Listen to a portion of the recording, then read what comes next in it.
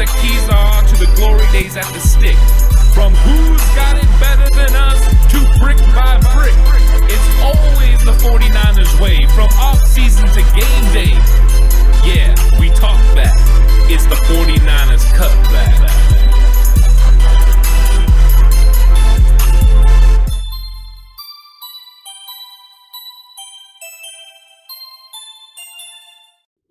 It's 49ers Cutback Podcast time.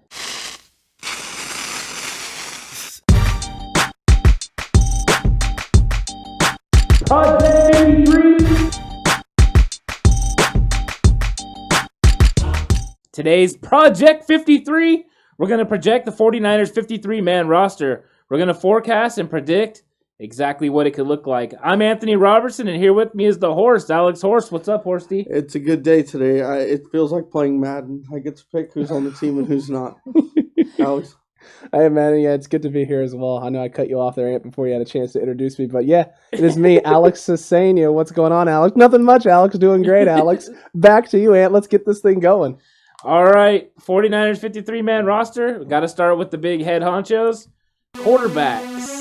Horse, who you got at the quarterback position? All right, quarterback position on the 53-man roster, I see them keeping two in Jimmy Garoppolo and Nick Mullins. Yeah, I'm kind of in that same category, too. It's going to be those two, for sure. Jimmy G, good old Nick Mullins, on making the 53-man roster at the quarterback position. Yeah, I went with Jimmy G and Nick Mullins as well. I went a little bit back and forth whether to keep C.J. Beathard because of the COVID-19, but ultimately I just needed to keep people at other positions, so I went ahead and just went Jimmy G and Nick Mullins. And it makes sense. I mean, I don't think anyone is going to be sitting here going, this is a really hard one. I think the only question is whether or not people think C.J. Beathard should be on the roster or not. Alex, who do you have them keeping at running back? Running backs. So we talked about this a little bit pre-show. We were all talking. I will include Juszczyk in the running backs category, even though I had him listed as a fullback. I got 5. Obviously McKinnon, Mostert, Tevin Coleman. This may be where we differ a little bit. I got Wilson Jr. on the roster and Juszczyk. Those 5 at those positions. Obviously banking on McKinnon staying healthy. Mostert and Coleman, I think, are the locks. The 2 locks for sure, as well as Juszczyk, the 3 locks at that position. I know that there's some young, promising talent. Jeff Wilson Jr., though, has been a kind of a staple in the backfield for the last couple seasons. I think he manages to hold off one more year of him solidifying a roster spot before we start having the conversation of who are the future backs coming up. Yeah, I went Raheem Mostert, Kyle Juszczyk, Tevin Coleman, Jerick McKinnon, and Jeff Wilson. I think it's going to be close between Jeff Wilson and JaMychal Hasty.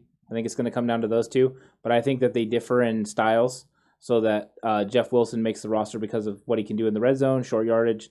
So that's why I went with them. Yeah, I really I went with the same 5 guys as you two, but I think if there was a longer offseason, a full offseason and preseason games, I think either Hasty or Salvon Ahmed might push Jeff Wilson Jr. for that final spot. But since there wasn't, Wilson Jr. is clearly a guy Shanahan trusts. We've seen him on the field late in games. He played in the Super Bowl at running back. He's clearly a guy Shanahan trusts.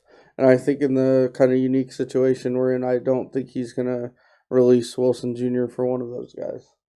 Make sure to click the subscribe button. Hit the notification bell so you'll be notified every time we post a video. Like this video, comment on this video, share this video. So the next question, obviously, then for everyone would be the wide receiver position. Anthony, what are you feeling about that wide receiver position for the 53-man roster? This was one of the most agonizing positions to go over, just the decisions to make. So guys making the team, I got Dante Pettis, which is going to be critical for a lot of people, but not for me. That was easy. Brandon Ayuk, of course, Trent Taylor, Jalen Hurd, Kendrick Bourne, Jawan Jennings, and Tavon Austin, because I got Deebo Samuel starting on the PUP list. And missing the first 6 games. I just think they're going to be really careful with him. They're thinking more than the last 10 when all the divisional games are really happening and they can get through the first 6 without him. So I think they're going to be real careful with him. Okay, so that's where we differ a little bit. I put Deebo on the active roster. I do think he misses a couple games, but I think that he only misses like 2. So I have Deebo Samuel, Kendrick Bourne, Trent Taylor, Brandon Ayuk, Dante Pettis, Jalen Hurd, and Tavon Austin. as my group, and I was very tempted to do what you did and put Debo on the pup list and I would have put Juwan Jennings for him. I'm pretty high on that guy. Yeah, I went the same route you did, Ant. I went with Debo on the pup list to start the year off with Ayuk, Austin, Bourne, Hurd, Jennings, Pettis, and Taylor. I think if Debo is healthy and not on the pup list, then you're probably saying either bye-bye to Jennings or to Tavon Austin. And it's okay for Tavon Austin because you could stash him on the practice squad with one of those veteran spots. But I don't think he's going to be fully ready for week 1. And like you said, I think they're going to be very careful with how they deal with it. Those first 3 or 4 games of the season, especially, if we need Deebo Samuel to win those games, I got some problems. I got some concerns. Some big red flags are going up, and it's like, yeah, maybe we're not as good as we thought we were. Maybe we are going to take one of those Super Bowl teams who takes a step back after being in a Super Bowl and losing. I don't think we're that team. I don't think he's necessary. He's needed for the offense to function at a high level. So they're careful with him. Comes back around week 6, like you'd said, the second half of the season, those last 10 games is the focus. I had to put Juwan Jennings on this roster because I honestly believe that he's going to be a real red zone threat out of the power slot. It's kind of the thing we've seen Kendrick Bourne do. So you might see, Juwan Jennings make some of those plays. I have to make that statement. I know a lot of people are really high on him, but I just have to get that out there that I think Juwan Jennings is, by the end of the year, if he's on this roster, he's going to make some plays. Yeah, he's one of those guys I really had to think about. Juwan, I think he's got a big potential. Yeah. Most definitely. One thing I did notice is that none of us had Richie James making the active roster. So Richie James is gone. Also, the other notable one that we've talked about in the past, Sean Poindexter, didn't make the active roster. I went back and even watched some more film on him. But him coming off the ACL, maybe one more year before he can really make a serious impact. But I thought those were kind of noticeable ones that we let off. Horace, when we get to the tight ends, I'm sure one of these names is going to be real easy to come up with. But then after that, I'm curious to see what you decided. So, Horace, who you got for tight ends? Okay, believe it or not, I have them keeping George Kittle, Jordan Reed, and Ross Dwelly as the third tight end. I have them keeping 3. I really went back and forth with Werner keeping 4, or even release Dwelly and keeping Werner. I just really don't think they're going to keep 4 tight ends. But I think Warner is a guy they're high on, so I wouldn't be shocked to see him on the active roster. But personally, I just have the 3 right now, Kittle, Reed, and Dwelly. Same 3 for me as well, Kittle, Reed, Dwelly. The Warner one for me was, it's more of I think the only way he's making the roster to start the season is if there's some injury somewhere with like a use check or at the receiver position, it gets depleted even more. And they're looking at it just like we need some more receiving options. Or maybe put us in a situation where they move use check to like a hybrid tight end H-back sort of thing where he's not playing a lot of fullback and they're planning on using him more like as a blocker on the edge or out in pass routes if they think he's a better option than Dwelly or Warner. I think that'd be the only way that Warner has a chance to make the roster. Otherwise, he's probably going to end up on the practice squad, I would imagine. But for now, those 3, Kittle, Reed, Dwelly. My list is Kittle, Reed, Dwelly, and Warner. I put Warner in there. I think they have a specific plan for him, and I think a lot of it is going to be Juice's role. I think that he's going to fill in for Juice sometimes. I think he is going to be in the backfield. He's a great blocker, and I think they have a specific thought process for him and an idea of what they want to do with his skill set. And so, yeah, I think that definitely that Warner is going to be somebody that's going to make this roster. Maybe I wouldn't have thought so in the past, but lately I've been warming up to the idea of the 49ers keeping 4 tight ends. So, Anthony, we'll start with you on this one. Where are you at with the big man on the O-line? On the O-line, some of them were pretty easy, so I'll go with the starters. Trent Williams, Mike McGlinchey, Laken Tomlinson, Daniel Brunskill, and then I put in Tom Compton, Ben Garland probably starting at center, Colton McKivitz, and Justin Skule. And then I have Weston Richburg on the physically unable to perform, and I actually have 1 spot open. I don't think that any of the other guys will make it to the – I think they're going to sign someone now that Spencer Long has stepped away. So I think they're going to make a signing. This might be the opportunity for someone like Daniel Kilgore, who understands the system and stuff, to come in and possibly fill in for the beginning of the season, because I just don't think Weston Richburg is going to be ready. For the O-line, for me, it was Tom Compton, Ben Garland, McKivitz, Tomlinson, Skule, Trent Williams, like you had said, McGlinchey, and Brunskill. I didn't leave the open spot. I just went with those guys to start the year off because I think they're going to keep that core and then add Richburg in at some point and just roll with that core there, that group of guys. Those are the guys who, for the most part, Compton, like I said, we brought him in this offseason. He's a guy who's got experience. He's got some depth. Garland has played a big role. McKivitz is still a young guy, so they're still trying to get some stuff out of it, see what he can do long term. Tomlinson has looked really, really good, especially this last year. Skule, like you've been talking about, you're really high on him. Ant and Horse, you guys both kind of like him a lot. I haven't seen as much of him. I haven't watched as much tape on him, but it just seems like he's a guy that seems very reliable, the things I have seen. And then Trent Williams, obviously, even despite everything that's gone on this week, that's not enough to boot him off of an active roster. And then McGlinchey and Brunskill. Brunskill especially, I'm really looking forward to see what he can do this upcoming season. Well, he blocks people almost as fast as he drives. Yeah, I have the same starting five. McGlinchey, Tomlinson. I have Richburg on the pup list, so Garland at center, Brunskill and Trent Williams. I have McKivitz, Compton, and Skule as the three backups, and then I had Spencer Long as a veteran practice squad guy, but obviously after today, I'm going to have to rethink that a little bit. But those are I have them keeping 8, with probably a veteran on the practice squad. Yeah, I don't think any of the guys that we left off, I know they signed William Sweet this last week, but I mean, he's a big offensive tackle. I don't see them keeping just an extra offensive tackle. Maybe Ross Reynolds possibly could sneak onto the roster. It might be more like what you said, Alex, but I think it's going to depend on where Weston Richburg is. If Richburg is close and he could be ready week 2, week 3, then it would make sense to leave him on the roster. But with the NFL allowing them to have 9 active linemen now, the extra linemen, so you can have the 55, I think that they'll have to have somebody. So they'll probably make a signing, but there's just not a lot out there right now. So do you go a guard and then work on Brunskill playing center, like has been discussed in the past, and maybe he's the backup center? Or do you still go, with a center, if it's Kilgore, if it's Justin Britt, if it's Ryan Khalil, is that kind of the way you go? I think we're going to get a signing, and it shouldn't matter a lot, but because of Weston Richburg being so pivotal, it's going to matter. It's going to be big time. The only other big glaring weakness offensively other than at the receiver position, and the receiver position is not a weak position because it's a bunch of nobodies. It's just a bunch of young guys. So it's just a question, like, can these guys become what you need them to become? The only other real question on offense, I think, is that center position.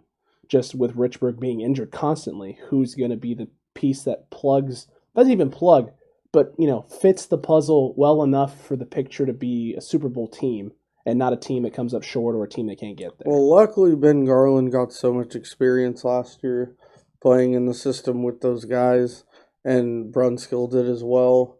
So that's the one good thing that came out of Richburg missing that point, is that he's missing the beginning, but Garland was able to get a lot of reps. So this one, I think, is a position where we're going to have a lot of variety and probably where things are going to start diverting a little bit. And that's just because of how many pieces are there. And that's that D-line position on defense. Anthony, where are we going with the 53-man roster for the defensive line? I got Armstead, Bosa. I know you're shocked. Super. D Ford. I don't know why everyone keeps wanting to trade him. You kept Bosa? Yeah, it's shocking. It's crazy. Yeah. DJ Jones, Javon Kinlaw, Solomon Thomas, Kerry Hyder, and Deion Jordan, which might surprise some people. Because I have Julian Taylor and Ronald Blair starting on the pup. I think that they just got hurt too late in the season, and I don't know if they're going to be healthy enough. Plus, we saw how injuries were last year. I don't really want to push these guys early on in the year and then them fall apart. Bring them back later on. That's when you can make a move, make some changes if some guys maybe aren't fitting in. I think that this kind of gave the best balance of interior guys to defensive ends. So you kind of have a balance of who's going to play and some edge pass rushers. They definitely need Ronald Blair when he comes off. I think Deion Jordan will do admirably, but I think Ronald Blair is still somebody that we need, and he played really well. But I'm curious to see how this all breaks out. I finally signaled the end of Kentavious Street. I just couldn't do it. I had to cut him. I'm not even going to talk about Darion Daniels. Kevin Givens was another guy I thought about, and then Jonathan Congo. I just don't think he's ready yet. So I couldn't make that jump to put him on the active roster. I kept I think there's 5 locks, those being Bosa, Armstead, Kinlaw, Ford, and Jones. And I think the 6th lock would be Blair if he was totally healthy. And then, so outside of those 5 guys, I kept Kerry Hyder, Solomon Thomas, Dion Jordan. And I did keep Kentavious Street with Julian Taylor and Blair on the PUP list. When I think either of those guys comes off the PUP list, Street's the first guy to go. But I think they do keep him if both those guys start the year on the PUP list. Yeah, I mean, I'm similar to you guys in that regard. I got Armstead, Bosa. We got Ford, Jones, Kinlaw, Solomon Thomas. And then after that, it's thin for me. And it's thin because Blair and Taylor are on the PUP list. I have Hyder, and I have Kongbo. And that's it. No Street. Like you guys, I think Kentavious Street is the one that we've all kind of felt like it's time. The injury stuff and when he is healthy, he's not producing as well as we'd like him to, or what I think anyone in the 49ers organization would like him to. And then Dion Jordan is one that I haven't seen enough out of it yet, where Kongbo is kind of coming in young, fresh. I have a feeling he's going to be like that, just an injection sort of thing, like a guy that just kind of comes in and blows them out of the water in terms of where he's at and what his potential could be. I trust Kasarik and the line, just the line itself. What the D-line staff has done and what the defensive staff has done with that group. A guy like him who is hungry, who wasn't drafted in the NFL, was a CFL guy. I think he's gonna have a potential to break out and shine with the young guys and just be a good rotational piece. But that's only going to be until Blair and Taylor are back from the PUP list, and then we're going to have some real tough decisions to make for that D-line. Yeah, so we all have Blair and Taylor on the PUP list, which, I mean, I think that's something we're looking at. If they get activated, I think this is going to get real hard to decide. Well, I think there's a better chance of Blair getting activated before the season than Taylor. Taylor tore his knee pretty late. Can you really hold a spot for like Ronald Blair to be ready to go by like week 3 or week 4? Nah, you just push it back at that point. You just put him on the PUP list. Put him on the PUP list. Yeah. So No, but I was just saying, I think if either is ready to go, it'll be Blair. I think that's more likely to happen. And then it's going to make for some interesting decisions in terms of not just being able to see what this coaching staff values, but who they value. Like, how important are some of these guys that are making it on here at the end of our rosters, the 53-man rosters? Like, how many guys who are that close to the bubble, once a Blair becomes available, or like, so let's say he becomes available before week 1 of the season, and he's going to get put on the roster, who are they actually going to pull the trigger on? Who's actually going to be the first guy that goes? Because like you said, you had Street on yours, Horst, and that as soon as one of those guys is active, he's gone. Unless he shows us something we haven't seen from him yet. And I just don't know if that's going to happen, like you guys have said. I think on my list, the next guy to go would have to be like a Dion Jordan or a Kerry Hyder. And I think that's the thing is I think all of us have that the D-line spot is probably the position where the most guys are on the bubble. I think there's at least 2, probably on all of our lists, in the D-line spot that would be on the bubble for once one of these guys comes off the PUP list, you're probably one of the first guys to go. Like you're going to get close. So it's going to be interesting to see how much movement there is within that group outside of that core 5 or 6 guys. It's going to be really interesting to see. A lot of different things could happen. It is. All right, it's Hot Boys time. Linebackers. Horst, who you got in the linebackers? The obvious 3, Warner, Alexander, and Greenlaw. I think Aziz Al-Shair is pretty close to a lock as well. For 4, I kept 6. I kept Joe Walker, and I kept Mark Nzocha. Both of them really good special teams players. Great special teams players, and that's why I ended up keeping both of them. Walker has played a lot at linebacker as well in the NFL.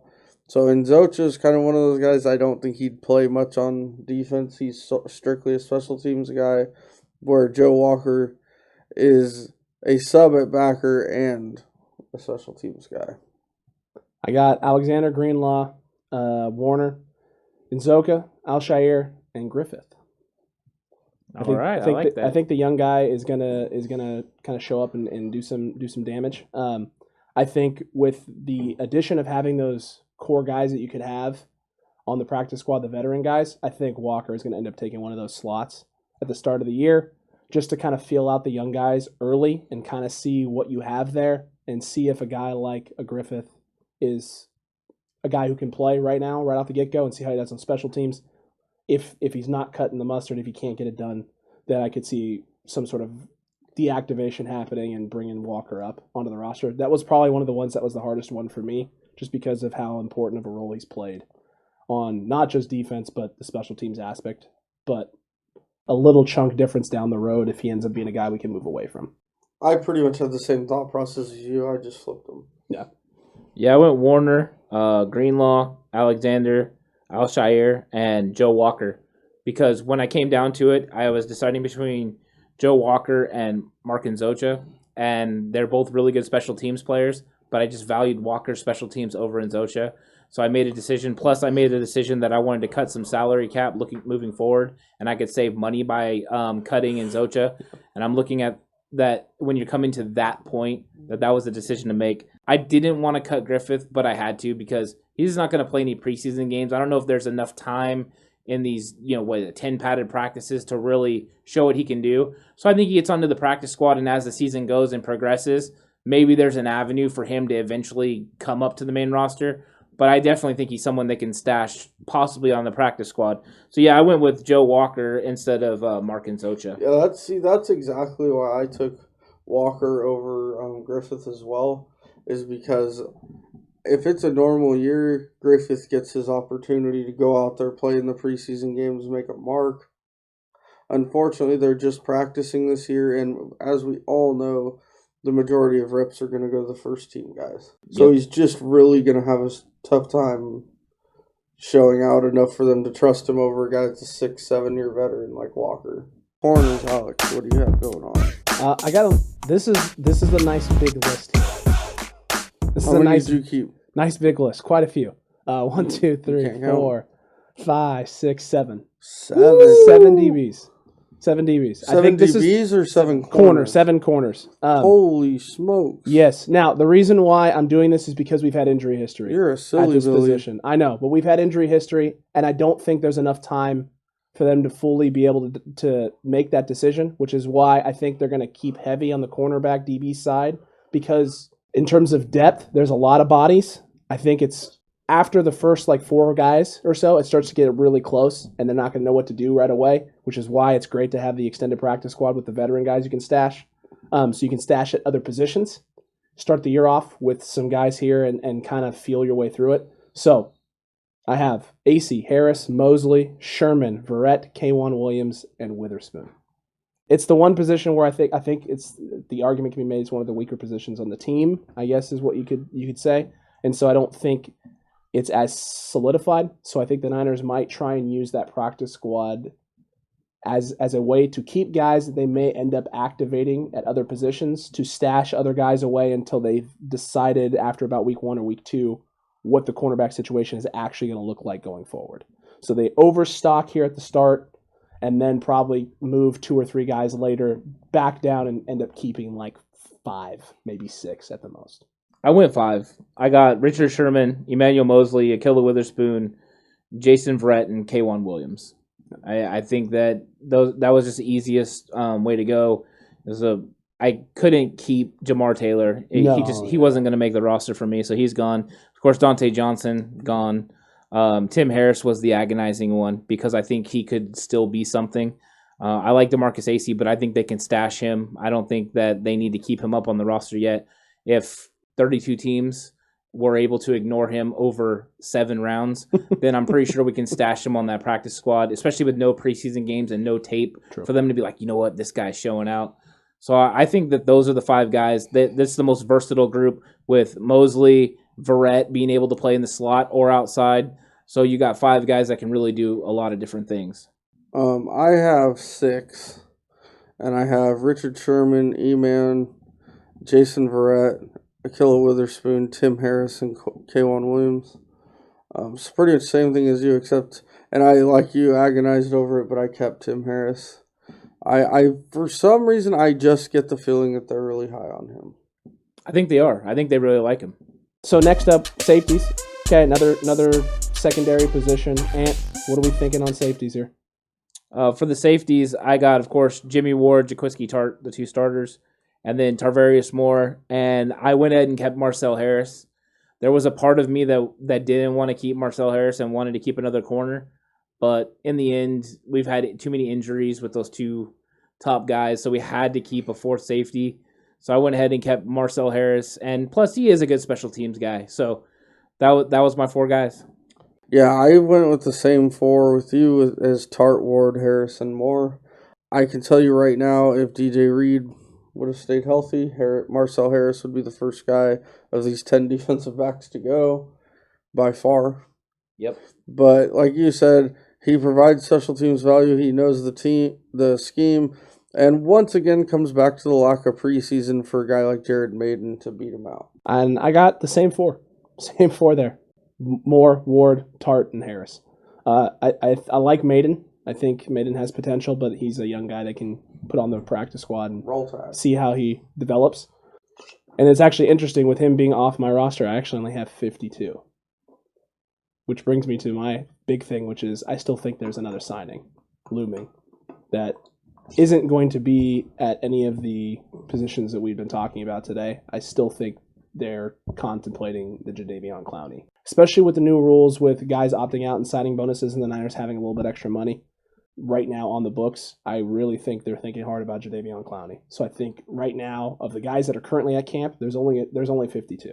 There's only 52 active, and they're going to try and make a move to get someone like a Clowney, or like you said, if Clowney doesn't work out, some more depth at maybe the O-line position. Okay, so I'm going to kick it to special teams here, and I'm just going to go out on a limb and assume we all had Gold, Wisnowski, and Nelson, right? Right. As our three special teamers. Yeah, before we move on, I want to go back to the Jadeveon Clowney, because I seen a report that said that Clowney is more expecting to sign more in the end of August, kind of similar to what he did last year, and that the money has dropped significantly. Possibly he's looking now for an $8 to $10 million contract because there's not really anyone that's wanting to offer him more than that now, because he doesn't want to go to the Jets. He doesn't want to go to the Browns where the money is. So it's pretty much the Titans, and then who else? Seahawks maybe, but they've made some moves, and they're probably going to end up signing Clay Matthews. So yeah, I mean, is Jadeveon Clowney really still a possibility for the 49ers after we signed Deion Jordan? Maybe. I don't think they're the type of guys that ever stop looking to make the team better. Especially, that's the way I would put it. Especially at that position, too. The D-line position they've shown time and time again, they're willing to take their first pick in every draft. They're willing to go that if it's the right guy and if they think it's a game changer or a game breaker. And Jadeveon Clowney, especially in the run game, is a game breaker. He's the monkey wrench in whatever foolproof plan you think you have. He's a thing that you can throw in there, and he will disrupt it at every turn, every imaginable way that you could possibly imagine your run game falling apart. He can do it. He can get it done. Realistically, yes. 100% yes. Do I think it's a possibility? I don't think it's a long shot.